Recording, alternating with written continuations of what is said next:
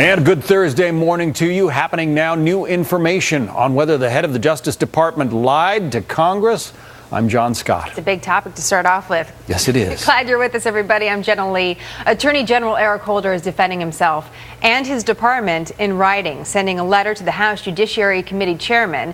This is a response to a series of questions about the warrant issued for Fox News correspondent James Rosen in connection with the Justice Department's investigation of a classified leak. It was a big question of whether or not they were even going to get a response to some of these questions. Now we do have that response. Doug McKelway is live in Washington with more on this. So, Doug, what did we learn from this letter?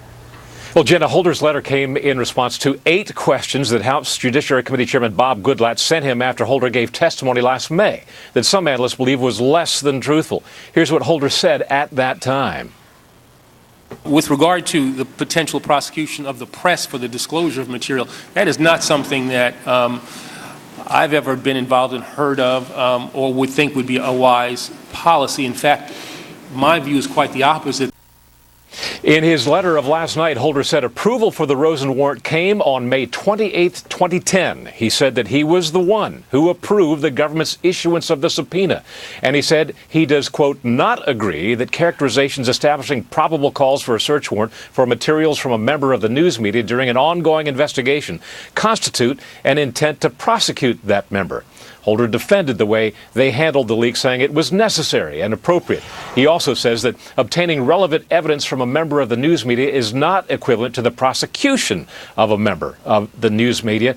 We have asked Representative Goodlatte, the chairman of the Judiciary Committee, for a response to the letter. We are awaiting that as we speak, Jenna. All right, we'll wait along with you, Doug, on that. It'll be interesting to hear his response to this. Now, one of the things that we did learn is that the date that the Attorney General approved that warrant from James Rosen was May 28th, 2010. Why is that a significant date? Well, it's significant. It's important because on the day before that, May 27th of 2010, Michael Isikoff of the Daily Beast wrote that DOJ had begun a full-scale investigation of who leaked North Korea's nuclear intentions to James Rosen.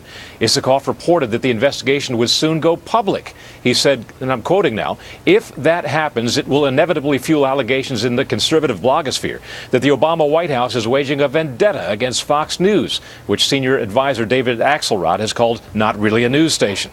In fact, however, the case is only the latest example of a wide-ranging Obama administration crackdown against leakers, end quote. That Isikoff article, written the day before the Attorney General signed off on the Rosen warrant, again raises a lot of suspicions about Holder's testimony in May of this year, when he said he had never been involved in the potential prosecution of reporters.